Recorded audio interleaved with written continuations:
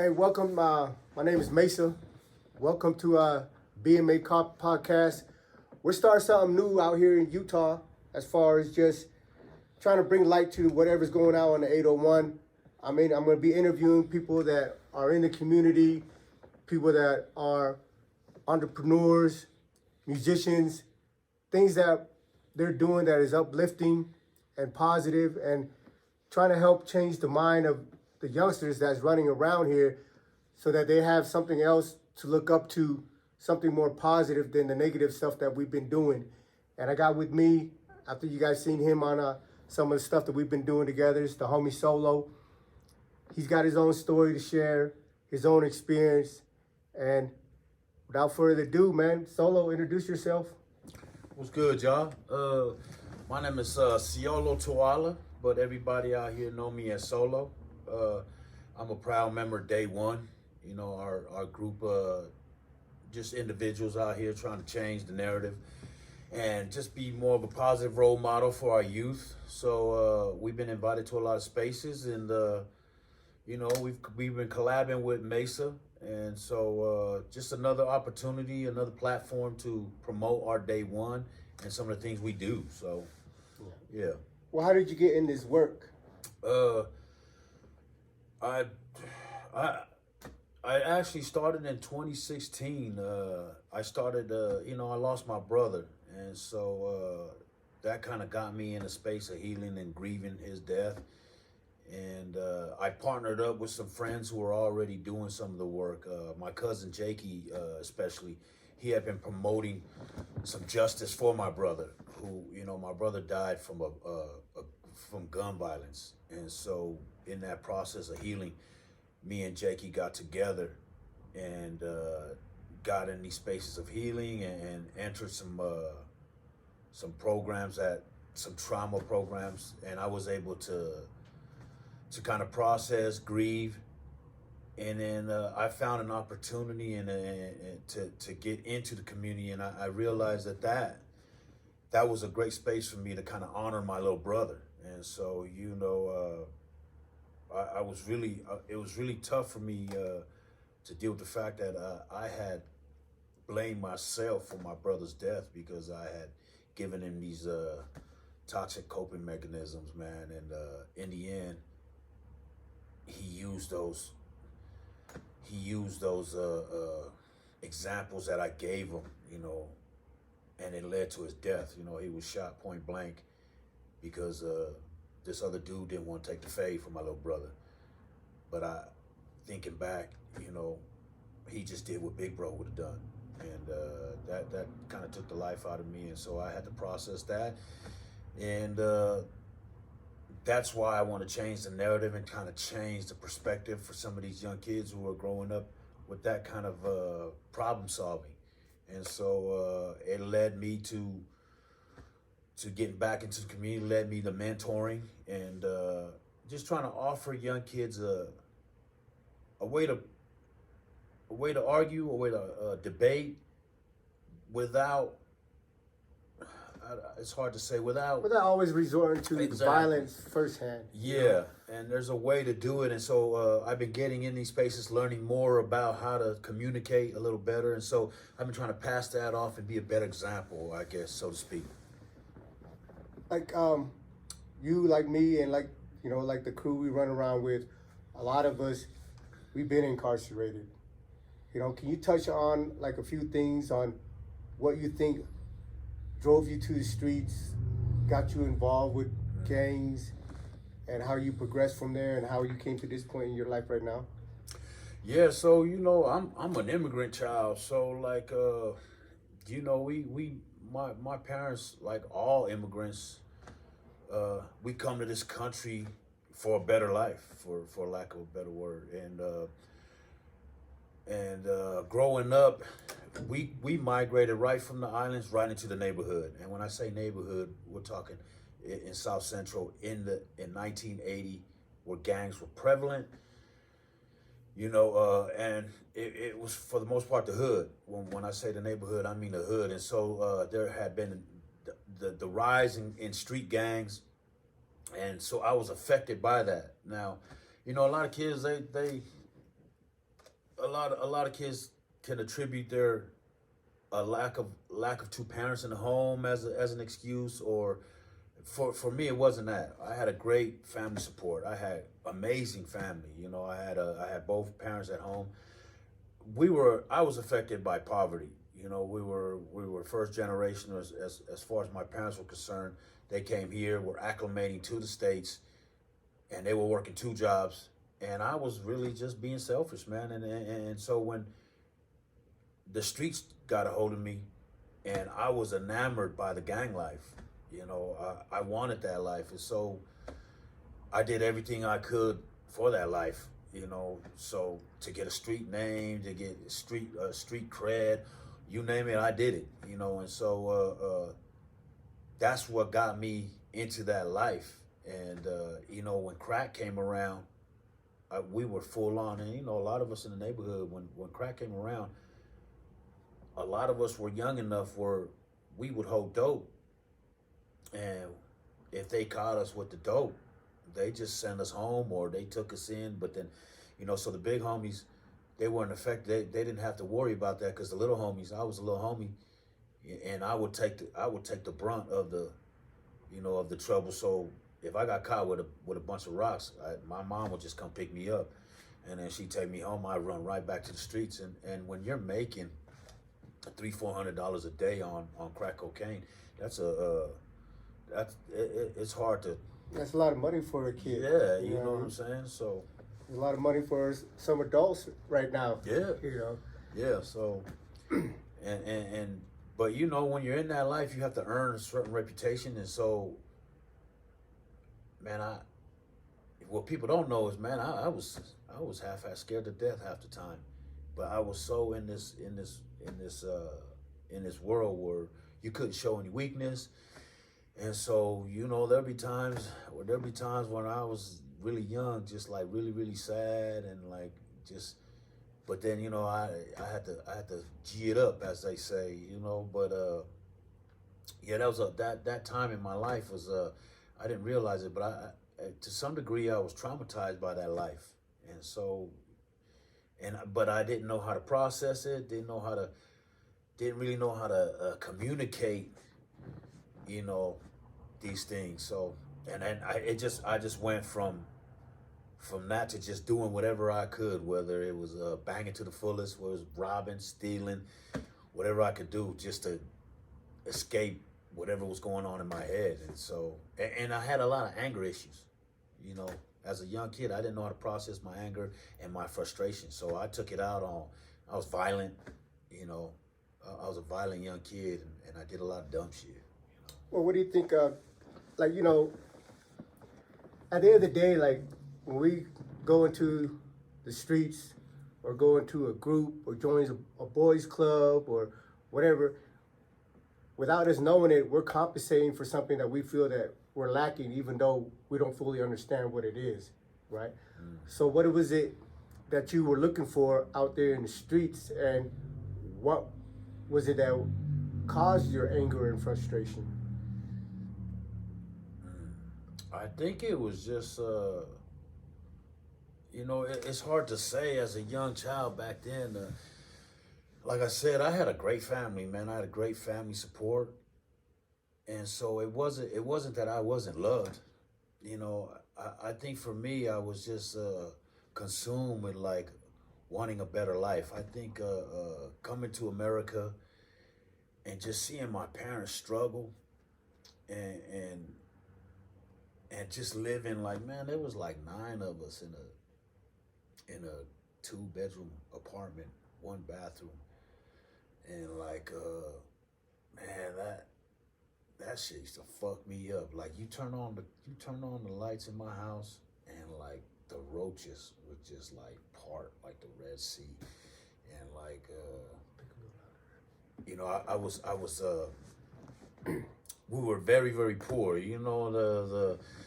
The trickle down economics, it didn't trickle down to any of us living in the hood. And so, that really fucked me up. Just watching everyone around me just poor shit, no access to anything. And so I was just trying to get money. I was trying to I was just trying to elevate my status, you know, and I wanted to give something back to my parents. And, you know, the funny thing is, man, I'd bring home money to my mom and she would never take it, you know. So, you know, that fucked me up even more. I was like, damn, here I am trying to make a life. But I'm 14 years old and thinking that I was a big dog. But, you know, all I was really doing was looking back, you know, all I was really doing was breaking my parents' hearts. And so, but I'm 14 years old in that life. It wasn't until later on that these, you know, hindsight's 2020, man. And looking back, it really was very traumatizing, you know. So, You know, like I came here, my family came here in '84. You know, we came to America in '84. We were refugees. You know, the leftover from the killing fields. And when our parents came over here, you know, most parents in our situation, you know, they were taken away from their homeland, taken away from the language that they know, taken away from the culture that they know. And then when you come here, you'd have no education, you can't speak the language. Most of the job that you can only do is cleaning up after somebody else. You know, and I think, like, for me, growing up, seeing my family do that, seeing my parents do that, they're over here, over there, just cleaning after everybody else, just going in, cleaning people's houses, cleaning people's toilets and stuff. It kind of like affect me in a way where I didn't want to live like that. I didn't want to be somebody's servant. exactly. And then when I got into the street, and it was kind of like the mentality that, see, you can just go take what you wanted. Somehow in my young mind, I was okay with that. You know, but at this time now, understanding what it takes to build a life, what it takes to open up a business, I see that it's hard work and it's a struggle. And then for me to just come and strip somebody of that, you know, like you said, hindsight, you see the world differently when you're in those shoes of people that are struggling to make it. And our parents, you know, I think for us, what we have against us is our pride and our ego. You know, our parents, when they came here, they had to let go of that pride or ego because they have kids to raise and responsibilities. So they had to buckle down and did everything whatever was necessary, where they weren't getting themselves caught up and being taken away from their kids, and they were okay with just being able to provide for us. And I think their hope was that they do the hard work so that we get an opportunity and an education to the point where we can surpass them economically, socially, and even at, you know, some point spiritually. But us being young, we don't realize that. No. We just look at them and like, man, why are you, you know, washing somebody else's clothes? Why are you over here, you know, cleaning somebody else's toilet? You know, I ain't trying to live like that. I'm trying to go get mine. And, you know, one decision after another, you get taken away from the world, you know. Yeah, that's a great point, Mesa, because that's really what it was. You know, I just looked at my parents and I loved them, but I just, yeah, like you said, man, I was just like, man, I ain't doing that shit, you know, and I'm not working for no crumbs. I deserve better than this. And it came from a very selfish, like I said, looking back, it was a very selfish state of mind. And I was very selfish about it, you know. But man, you got to understand, our generation, man, we grew up on Scarface, gangster movies. And so I had this unrealistic view of what masculinity was really, you know, and what a gangster was, you know. And so the streets just got a hold of me, and that's how I was processing everything, you know. I didn't look at my uncles and my family support that were in the positive. I had some cousins that were deep in the streets with me, you know, some uncles that were deep in the streets with me. But I also had amazing family members that were great people. You know, shout out my uncle Malu, my auntie Linda, all these amazing older folks that took care of me, even that always showed up for me. But I was so selfish that I wasn't trying to hear any of them, and here we are, 2024. You know, my heroes have changed. You know, I've come full circle, and as much as I love the big homies, I'm more respectful towards my ancestors, so so to speak, my parents, sisters and brothers that were trying to look out for me. So, and that's why I'm here today, is just to, like I said, change the narrative. But yeah, at that time, man, when you're young, you're young, dumb, and full of dumb shit. So, how old were you when you first got locked up? I was about 14, and when I was 14, the reason why I wasn't even it didn't faze me was, like I said, they picked me up off the street because I had a bunch of dope on me, and my mom came and picked me up about an hour later. I left the house right after that. After I got home, I remember jumping out of the bathroom, running out the back door, right back to the dope spot. 2 days later, I got hemmed up again. Same thing.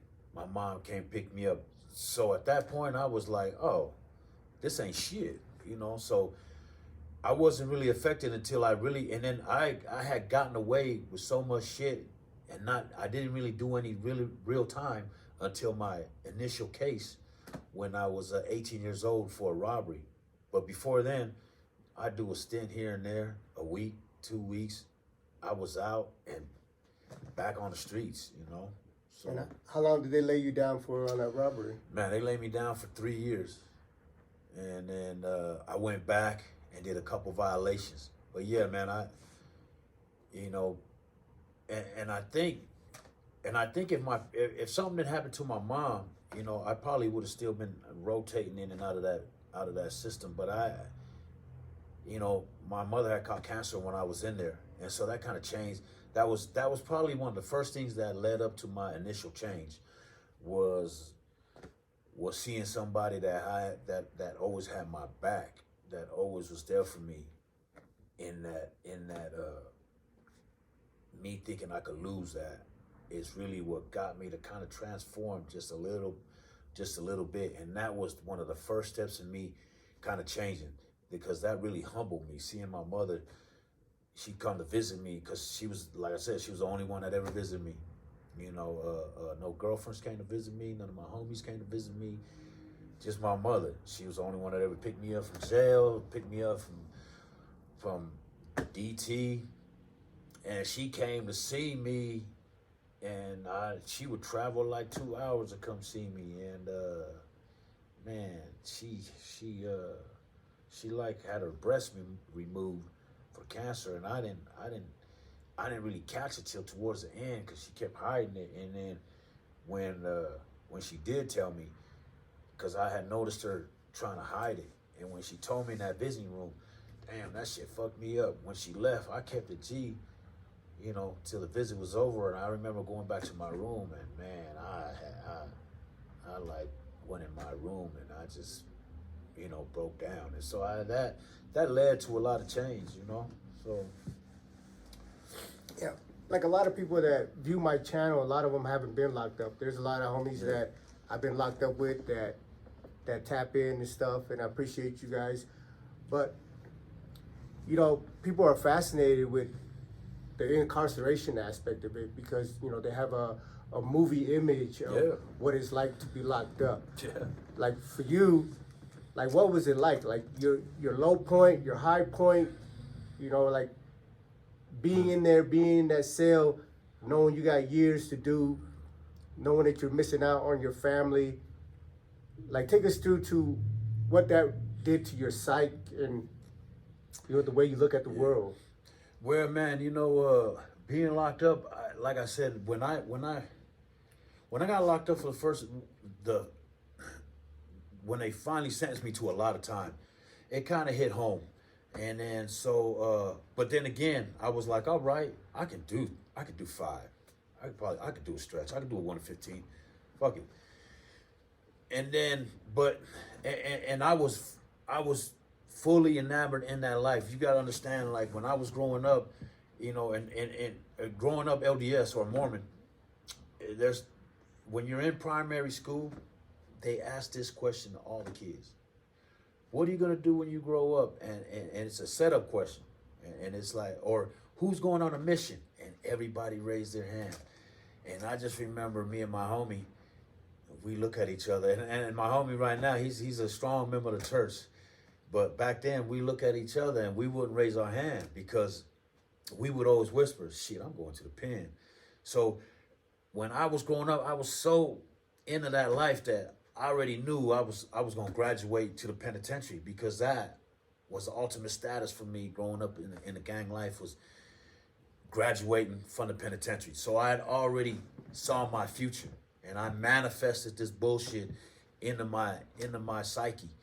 And so my first year in, I was going hard in the pen.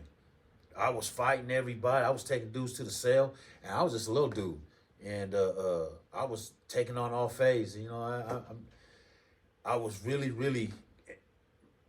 violent as a young kid, and and so my first year I spent like just being a piece of shit convict.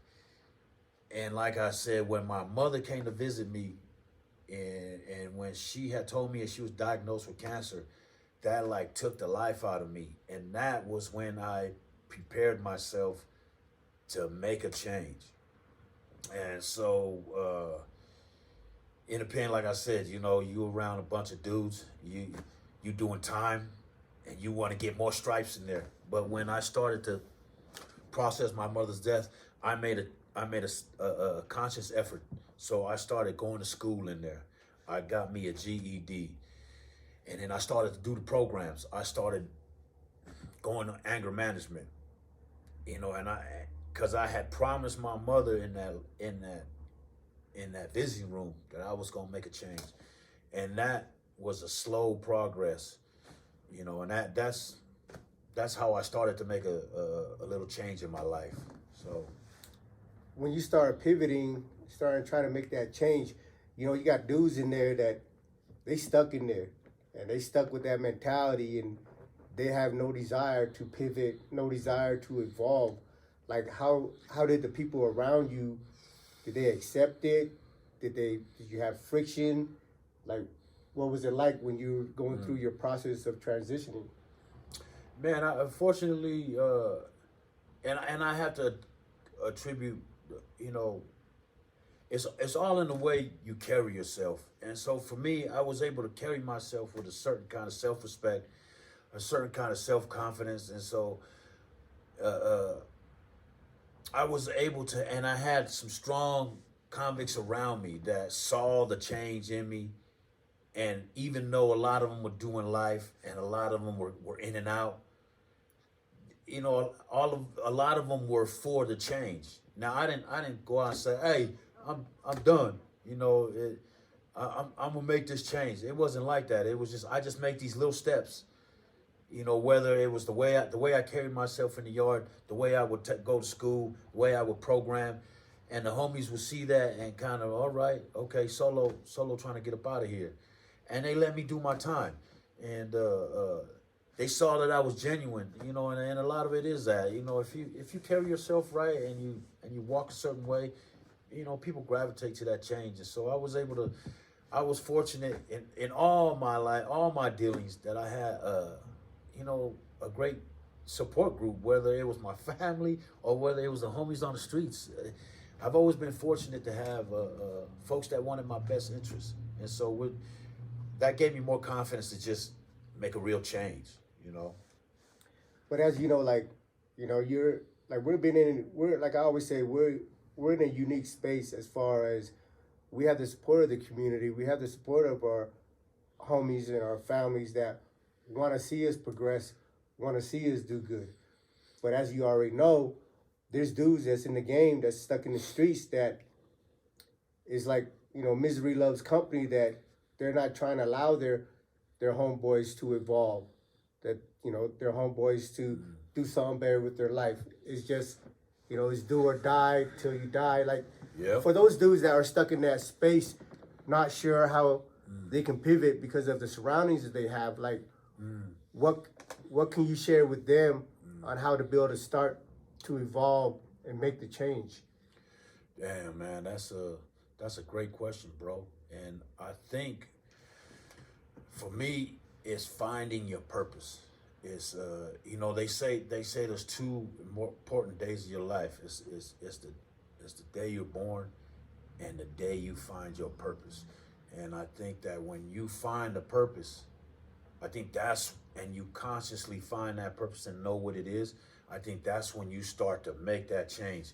At some point in my life, I thought my purpose was being a gangster. And as I grew and then as I learned, as I got older and made that pivot, I found my purpose, and my purpose was just being a good motherfucker, just being solid. And that's all encompassing. When I make that conscious effort to just be a good person, it doesn't tie you down into like, well, I'm gonna be a good husband. It's just you're gonna be a good person, whether it's a good friend, a good mentor, a good husband, a good father. You just I made a conscious effort to just say, man, I'm done being a piece of shit. I'm gonna be a good person, and that was my purpose that I found. And this front part of your brain, once you have realization, because the front part of your brain, they say, is where all the positive change happens. And so once I realized that, I tapped into that part of my brain took over, and it made like subconscious changes for me. You talk about, like, a lot of times there's different reasons why different kids end up in the streets. And some of them have to do with the home environment. Some of them have to do with, just idolizing the wrong people, or just being in poverty and trying to find a way to compensate for that, trying to find a way to obtain these material things that we think that would make us feel better, that would make us have a better life. So, you mentioned something about generational, was it health? Yeah. Generational health. What is that? What's generational health to you? So, we get a lot of folks now, entrepreneurs and things like that. They talk about generational curses and creating these generational wealth. And that's great for especially our BIPOC community, Black and brown community. But we do need to, I do feel like the space that we've been in with day one and some of the things that we've been doing, you and I and Des and everybody, is talking about like these generational curses. And so when we talk about generational wealth, we also need to talk about breaking generational health, talking about, and generational health to me is dealing with trauma and dealing with like processing trauma and healing from your trauma and recognizing these traumas that young kids have. Like I said, growing up, I was very angry, and I was angry because of my situation, and I was sad because of my situation. It made me anxious about being in poverty, but I didn't really have an understanding. My parents my dad worked all day. My mother worked 2 jobs, and the streets took care of me. And so I didn't really have anyone. And our generation didn't have those conversations. We just dealt with it on a different level. And so these kids now, they may not be going through what we've been through as far as like the streets or anything, but they do have trauma. And I always feel like just because they didn't live our life, they are going through the same anger issues that we have, whether it's poverty or whether it's sexual abuse or whether it's something that happened to them as children. We have to, I'm in a space where I'm trying to help these kids heal, and through that process, I've learned self-love, being able to love yourself. And I realized that when I was young, and I was angry because to some degree I didn't have a lot of love for myself. And so that's what I trying to that's what I'm learning now, is these trying to break these generational curses. And they say that we carry our ancestors' dreams, their inspirations, their goals, but we also carry their trauma. And there comes a time that our we're born, and we realize that we have anxiety and we have depression, and that is because we are holding on these traumas from our ancestors. And just once you get into that space, you start to learn more. And like I said, that the front part of your brain takes over. That's when you start to process and learn, and start educating yourself. And so, as a member day one, that's kind of what I like to think of my job as a member day one, is to help young kids get through these dark times and these dark thoughts. you know and that is what a lot of kids are dealing with, are low key. They're dealing with a lot of things that they can't explain, but I can give them examples of me as a young child and what I had to go through, and they can relate to that, and then I can help them on how I dealt with it without the extreme of beating up on people, robbing people, or going to these extremes where it ends you up in these dark places. Yeah, I think when we act out, when we're out there in the streets, a lot of times we don't realize it's a cry for help. And a lot of people that are in these spaces that are professing to help these youngsters, they're not seeing that this is a cry for help. They're not seeing that these kids that there's something that's affecting them that they're trying to work out, but they don't know how to work out. So our system is just set up to punish them, lock them up, punish them. Oh, you're a violent kid, you're dangerous to the community.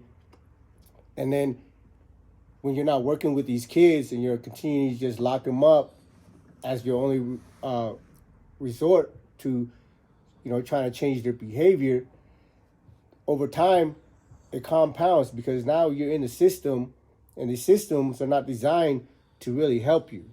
The system is designed to just lock you up in a space, and I don't know. They hope you're gonna figure it out by yourself, because we don't know anything.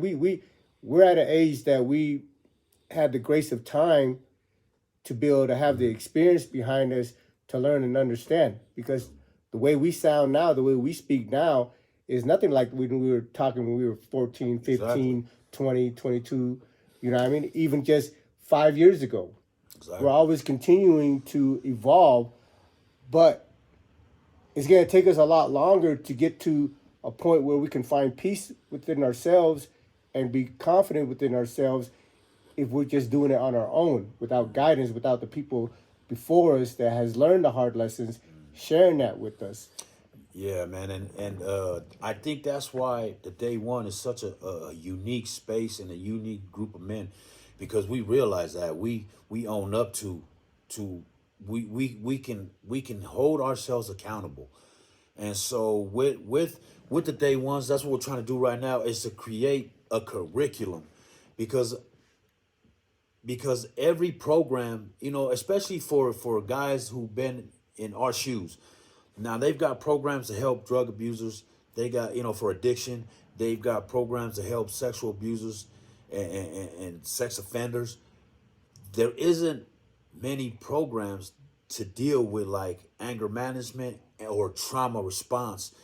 And when they do have programs like that, I notice it's one or two, or it's almost like they don't want it to fail. They don't want it to pass, because once young boys or young men find that knowledge of self and knowledge of who they are, the program is no good now. Now they can't take advantage of the program and continue that that revolving door back to the prison, because if a program works, they don't want it. So they'll have a program for drug abusers and addiction all day long because they know that most people are going to relapse. And so as long as they can get people to relapse, they're not really going to find a real cure. Same with sex offenders. You know, they know that most sex There's no offenders, cure for that there's shit. no cure for There's that. no There cure really for isn't. that And shit. there's Yeah. data-driven evidence that most of them don't. But what is database and what they have found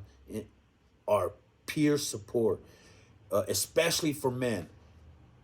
You need someone to sit in your space, walk a mile in your shoes. That they have found that works, especially for young men. Not drug addiction men, but men that's like me, men who have anger issues, men who grew up with trauma and gang activity and stuff like that. They have found that these programs work, but I've noticed that they don't have a lot of those programs because once men find it works, now they're done. They're done being locked up. They're done being toxic or whatever you want to call it. Yeah. So and now the prisons don't aren't make making no money off of you no more. Exactly. You know, so because in my experience, just speaking from a personal experience, I've been in a high security level for 23 years and some change. You know, and you always hear when people come from the FCI or people come from camps, they have all these different programs, all these different vocational programs and stuff that they're really teaching some people how to, have some job trade or how to think or whatever. But at our level of security, they're not teaching us nothing. They're just sitting around waiting for us to kill each other. So in my opinion, is like those guys in those high security levels are the ones that need it the most. You always have something for these sex offenders. You don't even lock them up. Yeah. They got to be, how many times over before you decide, all right, the public is mad about it. You've done violated so many kids. You've done violated so many women. All right, we're going to lock you up now. But you go up there, you kick in the door and you rob somebody, you rob a bank, you rob a store or something. Oh, he's violent. He's dangerous to the community. Give him 20-something years. Don't ever let him back out. Throw him into facilities that you're basically locked down 24/7. You got to work your way out of those lockdown, and you're on a yard where it's full of other violent individuals, and the prisons is always getting on lockdown, but there's no program that is above a GED. You get your GED, you've pretty much done everything already. So they're not trying to invest any time in these violent offenders. Like, okay, the First Step Act, right? The First Step Act that Trump passed or whatever. Look, I'm all for anything that cracks the door open, but a lot of those things in the First Step Act only apply to nonviolent offenders. Exactly. They didn't apply to the people, and these nonviolent offenders, they're only doing 2, 3, 5, maybe 10 years already. So now they have an opportunity to participate in these different type of programs to be able to earn more good time and go home sooner. But the ones that need it, the ones they deem violent offenders, they're doing decades, multiple decades, 100 years, life sentences, but they're not afforded the opportunity to take these same type of program. They're not afforded the opportunity to find some way to reduce their time, try to get back home. So a lot of these dudes that are stuck in this space, like where I've been, we're discouraged. Yeah. Like, what does it matter if I go to your dumbass GED class or your dumbass drug class or anger management class when one is really for you is just check off the fucking list and say, oh, we had 10 people participating in this. Look how we had 20 people participating. Look how successful we are. But I've taken those classes. When I left those classes, my train of thought wasn't any better because there was no substance in those classes. All they're doing was just checking off the book, presenting it to the federal government saying, oh, we need more funding for this successful program. Exactly. Look, the SMOOTH program. They call it the SMOOTH program. You go there, you do booklets or whatever. There's supposed to be an educational process on how to change your thoughts and change the way you think. But in reality, The smooth program is just punitive. You're locked down 24/7.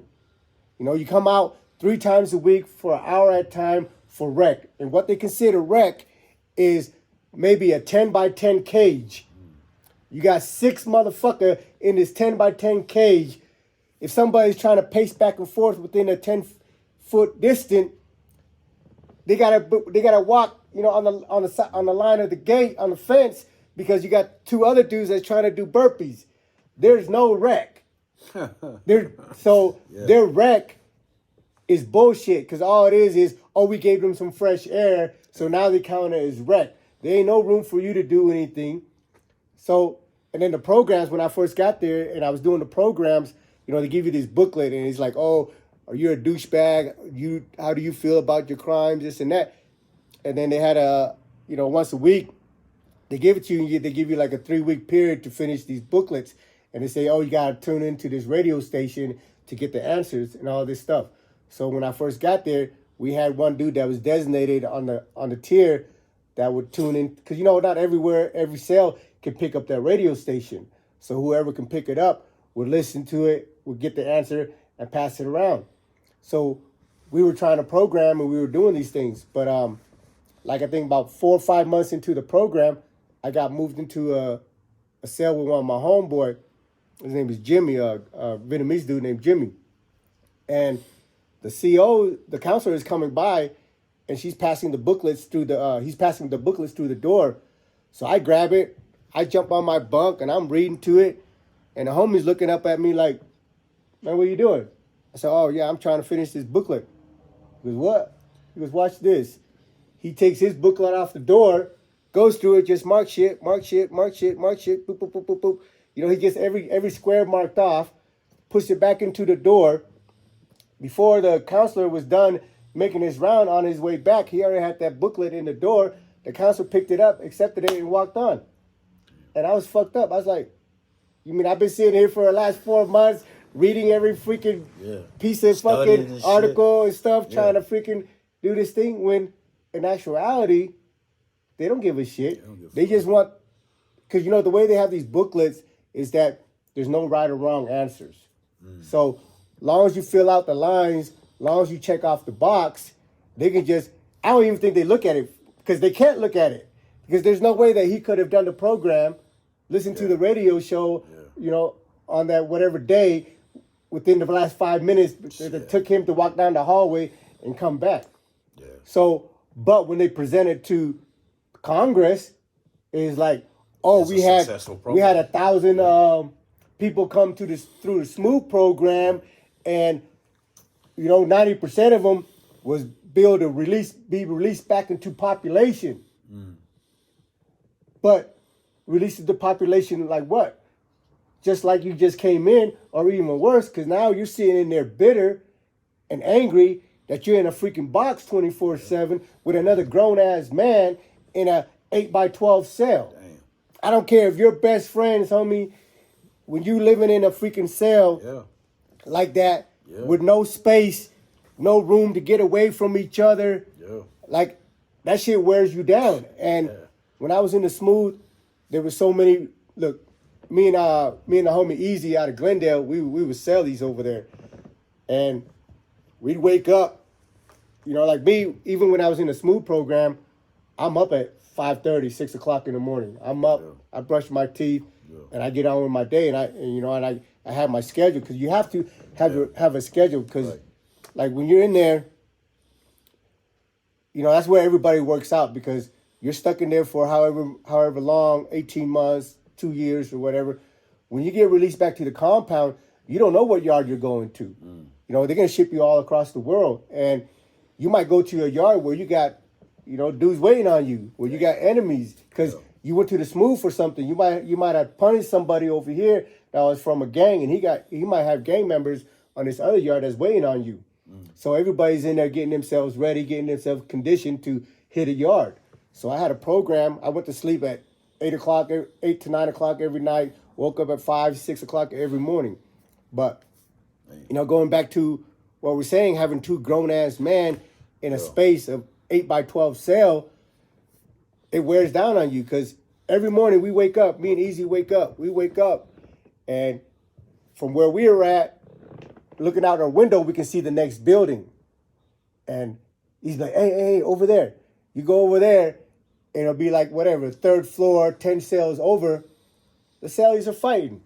Yeah. You go down to another, like, somebody else is getting beat up by their cellie because they're trying to force two grown-ass men in a fucking 8x12 cell and hoping they get along. And then when you fight, they write you up. Yeah. So when they write you up, they have a term called day one, phase one, meaning doesn't matter how close you are to getting out, if you get a shot, you automatically start over. Yeah, it's a setup. And you get 3 tries. If you can't make it on your 3rd try, if you get set back more than 3 times, they send you to ADX. You can't go back to population. You know, so the whole program is a setup. It's not a program. Like right now, they just closed down Thompson because they have this thing called the Thompson tattoo, where the police are going there abusing people, putting restraints on them so freaking tough that it leaves a permanent mark on you. Damn. When I was in Lewisburg, there was lawsuits in the Lewisburg program because they had dudes that were getting killed by the police. They're taking them downstairs, restraining them, and beating them half to death. And then there was other lawsuits where the cellies are telling them, hey, I can't live with this dude. This dude's got some psychological problem. Hey, or this dude's a rival gang. I can't be in there with them. Right. But they're like, nah, this is our program. You do what the fuck we do. Because they're thinking that you want to get out of this program, so you're going to follow the rules and do whatever you do. So they throw these men in these cells together, and then one of them ends up dead. Yeah. You know? And unfortunately, man, you're going to get some viewers who are like, well, that's what you motherfuckers get for doing all that shit. Y'all deserve it. You know what I mean? And that's how society looks at some of us who are going through some of this shit. And like, and that's another reason why day ones is so important, and what we try and mentor these kids to avoid that at all costs. But that, you know, that comes with doing the work of like processing their trauma and helping them heal through whatever they're doing. Because like you said, bro, by the time you're in there, it's too late. It's too late. They're not there to help you. Exactly. You know. And unfortunately, man, these programs, bro, once you get in there, like you said, it's too late. And you know, to address the elephant in the room, bro, you know, we know what it's like in this. It's very racial, and to some degree, man, it psychologically just fucks up men of color, and because that's for most prisons, men of color go in there, you know, and it's almost like I always felt like it's an institution based on locking up strong black and brown men, you know, because they can't handle them. They, you know, so I've always been against the prison system in that aspect, you know. Well, so, I think the reason is because like a lot of these men, they're leaders. Yeah, you know, they're creating gangs. They're not conforming to society. It's unfortunate that we use those strengths in a negative aspect where we're taken away from the community. But they see us as a threat because we think for ourselves. You know, they don't want people thinking for themselves. They want people to conform. Yeah. And we just didn't know how to. We knew that there was something wrong with the system. We just didn't know how to retaliate against it outside of the things that we were doing that caused us to get locked up, that caused them to shine a spotlight on us and see that we're a threat and take us away from the community. Exactly, you know? Bro. And that's really how I feel, that's how they divide us, you know, is through whatever system, whether it's the prison system, any of these systems that they put in place that's supposed to like help, they really don't. And that's why we always talk about community. All these systems come from that foundation of community, but they took it, flipped it, remixed it, and used it to their needs on how they want to, whether it's capitalist, how they want to make money by locking you up.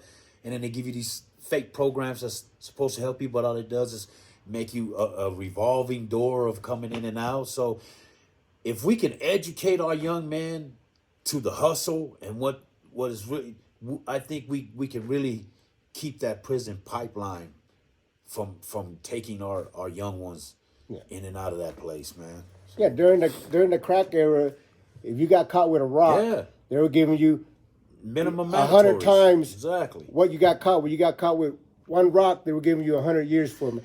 They were going to pick up smokers and putting a tag that they were dope dealers and hustlers and gangsters on them and sending them off to prison. You were getting you were getting a minimum mandatory back in those days for rock, but yet if you was a white person who got caught with a bag of powder, wasn't shit. Yeah. So it really affects certain demographics. No, it did. You know? I mean, listen, we can't, and we're not painting a broad brush to like everybody is racist, this and that, but the people in power.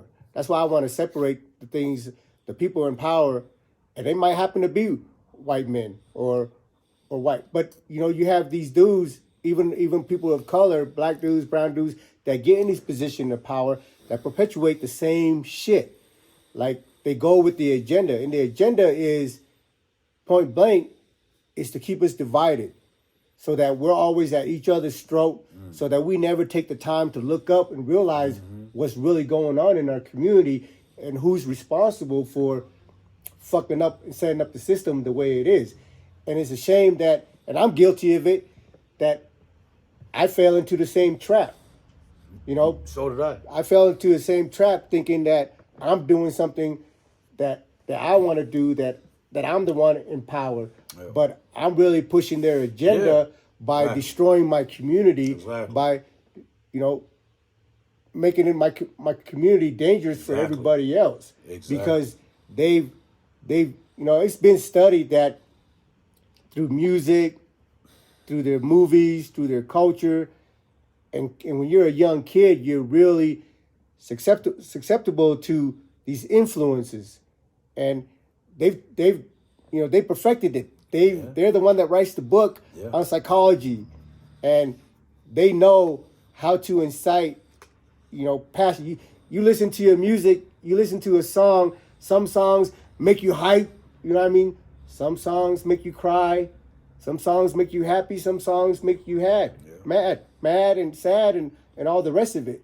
So they pump this shit through the media throughout, got us thinking this is what is cool and this is what is not. This is how things should be, and this is what the fashion style of the day is and all that.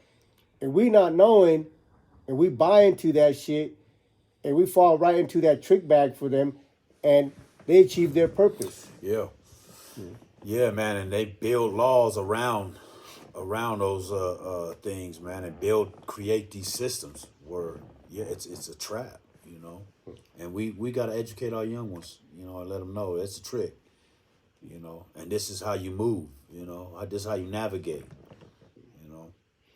Because like when you get back down to it, man, there's different levels of gangs, like, you got kids in the community that hung out together, ran around and end up wanting to be a gang and start doing some crazy shit, whatever. But then there's these organized gangs. Oh, yeah. Now, these organized gangs, which is an upper echelon, these are not some dudes from the street that came up with this shit. They're funded by somebody. Yeah. And if you want to trace that shit back, if you're able to do your investigation and trace this back, I guarantee you it gets traced back to some politician, to some type of government. Because the war on drug is a lie. Let's just all admit that right now. The war on drug is an absolute lie. Because again, it's because it affects certain demographics, right? Yeah. You know what I'm saying? And so they during the drug war, the same dudes, Reagan and them through the Iran-Contra, they were allowing all that dope to come into this place, but it was affecting the black and brown community. So they built more laws to lock them up for crack cocaine, but yet a white guy could have a bag of dope of cocaine powder and wasn't getting no time. So the laws just no, they're having their cake and eat it too. They talk about we're against drugs, but nothing comes into America without the government letting it in. These cartel members, these drug pushers, we can't grow opiates in our backyard. Nah. We can't grow coca leaves in our backyard. Now we could probably make meth in our backyard, but we can only make certain quantities of it because now when you go buy a cold peel, you got to have your ID. You can't buy but a box. So for these dudes to have pounds of all these stuff, it's coming across the border. Exactly. And for them to be able to come across the border, somebody has to open that gate for them. Yeah. So now they push it into these different neighborhoods or whatever. One, it's a 3-part program. You know, in my opinion, the politicians are getting rich when the dope comes across the border. Yeah.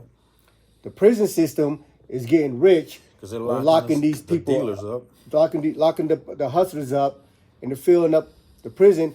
And then 3, they can sit here and cry, "Oh, we have a war on drugs. Look what we're doing," you know. Which, at the end of the day, all those things are from the same aspect or from the same power structure that are just keeping us in a freaking in a circle. They're feeding off each other. The politicians support companies that sell these chemicals to these cartel members across the border, around the world. Exactly. To produce these substances, and they allow them into our country, into our community. We buy into it because they keep our community, you know, the way they do the economics and all that stuff. We're struggling. You used to be able to just have, you know, one person in your household have a job and you could be able to support the household. Now it's every household is a 2-income household, and a couple of them might have a couple of jobs because they made the cost of living so high. So now they know if I put this in this community, there's going to be people that's going to gravitate to it because they see that it's a way out of poverty, you know. But they already know that those things is going to destroy your community. Exactly. It's going to cause crime. And it's going to cause violence. And then they come back and be like, "Oh, look, we're the hero.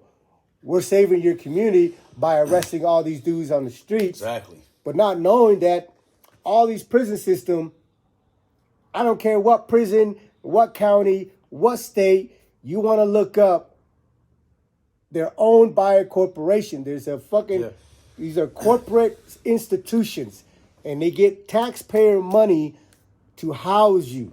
Yeah, and to go back to the war on drugs, bro, I'm old enough to understand Nancy Reagan's war on drugs, Just Say No campaign. But if you look, it affected black and brown communities, poor communities, you know, not that this, there was also white folks that were impacted by that too. But if you notice, during the 80s was the war on drugs, and what they done was, and they're doing it today, what they done was legalize the dope. And that means you saw an uptick in medicine, Prozac, to help with these kids. Up to Big Pharma came around and started pushing opiates through a pill. And now the Relief Society lady at the Mormon church can have her supply of opiates because she has a script. And now the dope has gone legal, but they're not calling it dope. They're calling it, they're calling it prescription, right? Yeah. That's the uptick. You saw that uptick in prescription. And now they started, as soon as marijuana started to affect their community, they made it legal. And so they took a hold of that and made it cannabis and started making these, making it recreational because it started affecting their community. So we have to look at the bigger picture and the bigger hustle, and it's all about educating and knowing. And so, we've been lied to, and so that's. Oh, now like we have a fentanyl epidemic, right? Because it's gone across the street. It's gone into their community. Exactly. Their community are dying off of their young kids are dying off of it. And I'm not speaking about on racial line. I'm just speaking facts as far as the way they're concerned with, with different demographic of groups of people. Because prime example, let's just go back. It's not off topic. It's the same type of shit. You have a lot of kids out here missing.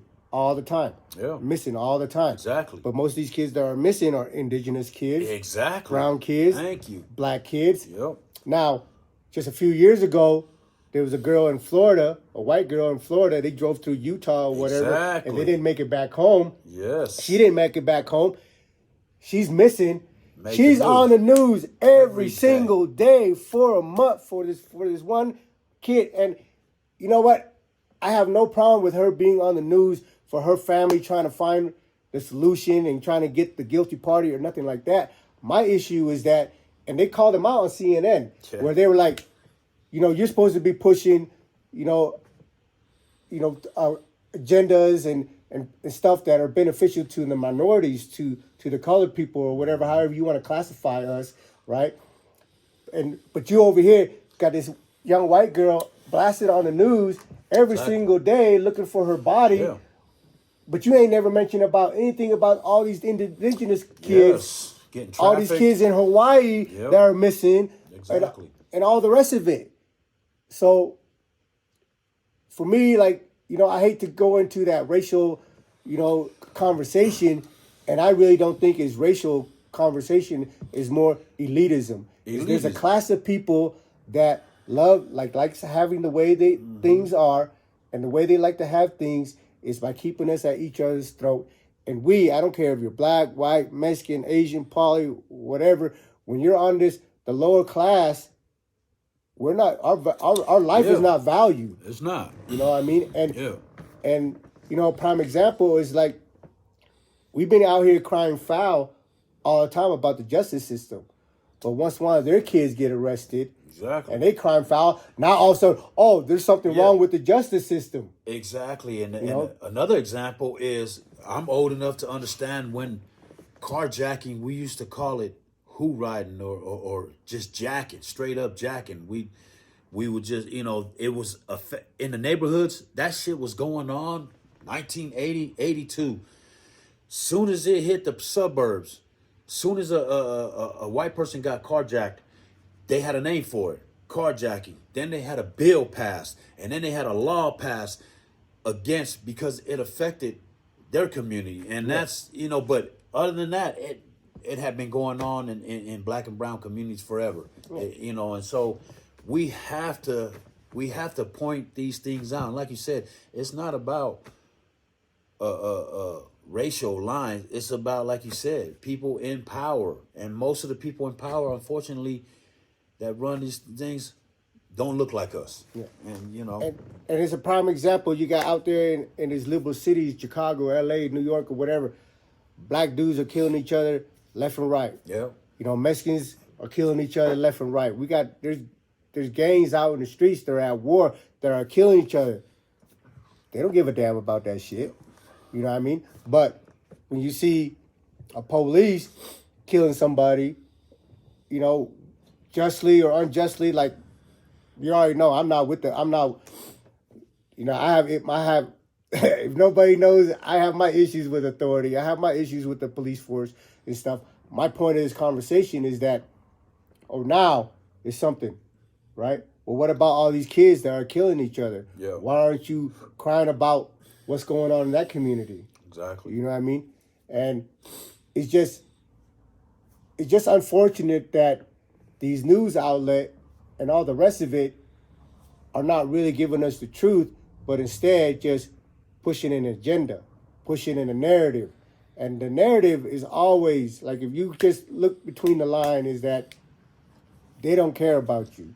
They want you at each other's throat. Yeah. They classify you between race and categories and sex and all that stuff and pit you against each other.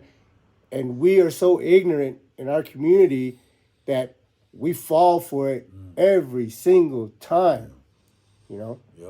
And we got to have hard conversations, and and education. I believe that educating, researching, and like do your due diligence, and like you really have to own up to the facts, and it may be a hard fact. You may not like the facts, but the truth don't have, the truth is the truth, Yeah, but that's why we wanted to start this podcast, where I know you guys come to my channel to hear some prison stories and stuff. But the prison stories and society is all in one. It's what's going on out here that leads us into prison so you can have your prison story. But at the end of the day, our platform is really about waking people up. There's a lot of things like it comes down the pipeline that you're gonna be like, oh, it's conspiracy theory. Oh, you guys are just crying over sour milk. But if you just look at it, man, the world's gonna tell you the truth about what's really going on. And right now, a lot of people have cell phones. Yeah. A lot of people have access Yep. to information, Yep. and they're starting to wake up and see Yep. what's really going on. And there's more people like us, more people, especially the homies that are locked up. Man, I would encourage all of you to just, man, y'all got a story to tell. Your life experience is the new psychology. It's the new lesson. And I encourage all my brothers that are locked up, when they get out, man, you've been in places that you've been in a dark place where a psychologist can't get to. A caseworker can't tell you shit. You done lived it, so you processed it. You already know how to deal with it. And your story can really make a difference. And the story has to start from the very honest core. You have to be able to get in a vulnerable space and be able to tell your story with no inhibitions. Tell it raw. However, you look at Mesa's his podcast. It's pretty raw, and it's right in your face, and it's honest. And that we'd have to have more of those conversations. You know what I'm saying? At no time are we making excuses for our behavior. Like Nah. the homie Siolo said right here, he grew up in a loving family. Yeah. Had a lot of love and support. But for his own reasons, he went and did what he did. But at the same time, we can't ignore the facts that our community is placed in these type of conditions where Yep. it's a lot easier to gravitate towards the street and crime because of poverty, because of lack of resources and stuff. Yep. And, for a lot of us, our families here, like when we first came to the States, our parents is in a new place. They don't speak the language. They don't have the education. And it's set up for them to go work 2 or 3 jobs, clean up after people to try to, put a roof over our head, put food on the table. So they're not able to sit down with us and build a relationship with us. I don't think I've ever sat down and spoke to my parents at any given time before I came home more than 5 minutes at a time. And at the end of the day, we can't rely on the system. We can't rely on the schools or the politicians or anybody else to help our kids. We got to do that job.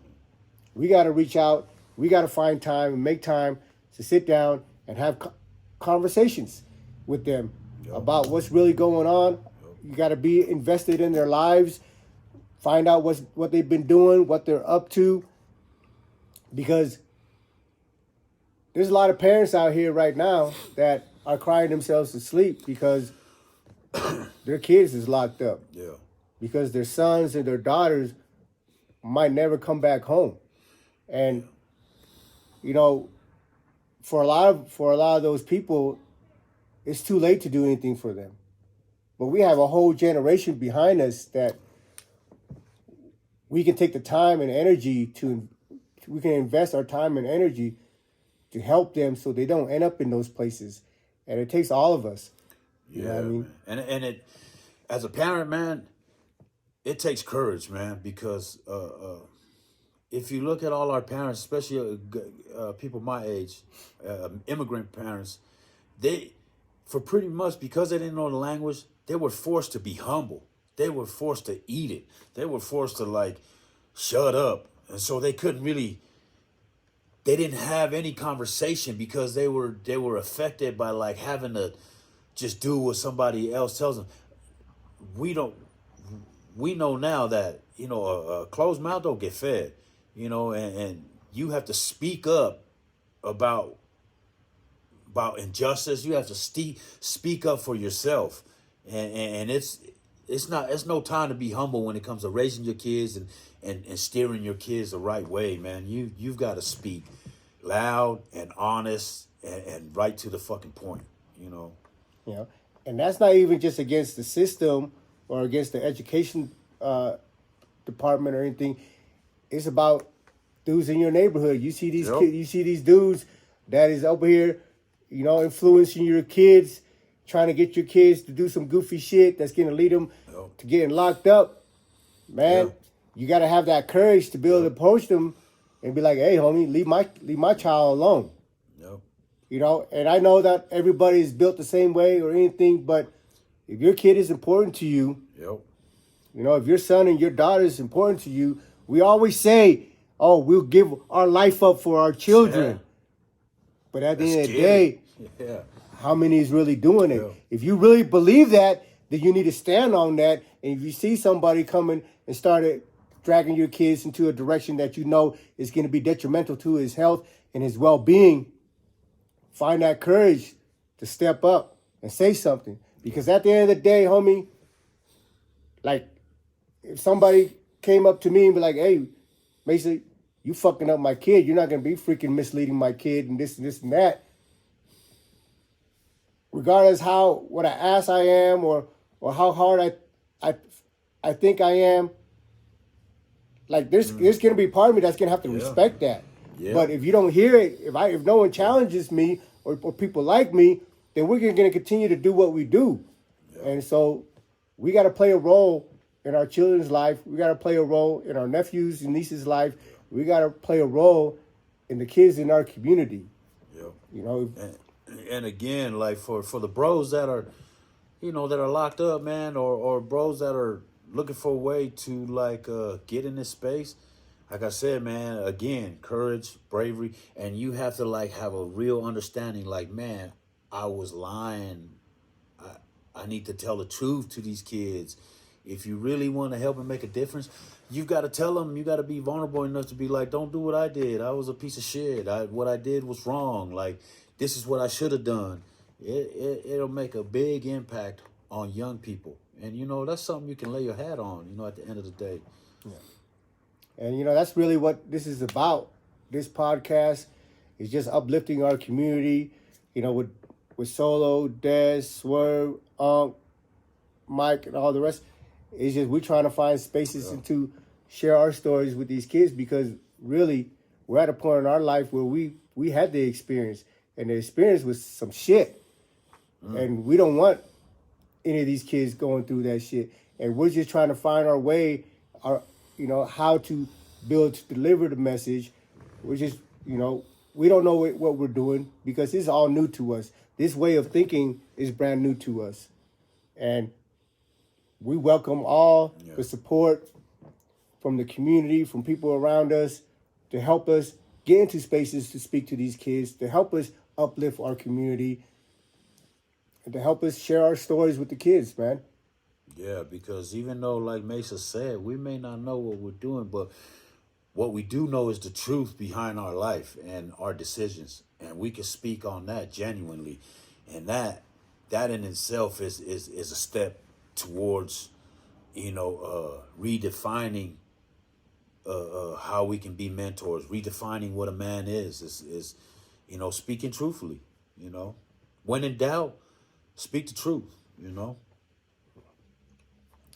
You know, with that being said, man, I want to thank the homie Siolo for coming through. Much love, make and this ain't gonna be the only time.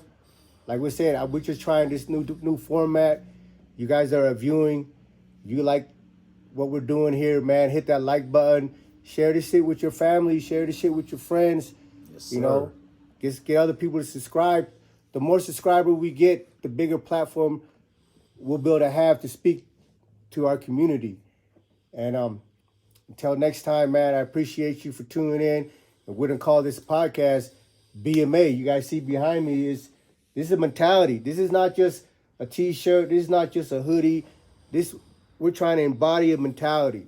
And like I always say, I haven't gotten to the point that I want to, but every day I'm working at it. And I hope one day that I will be able to live up to this thing that I envision. And I want to invite you guys to be part of this, to be part of this movement. Like, we're trying to make change for real, homie. So, thanks for tuning in.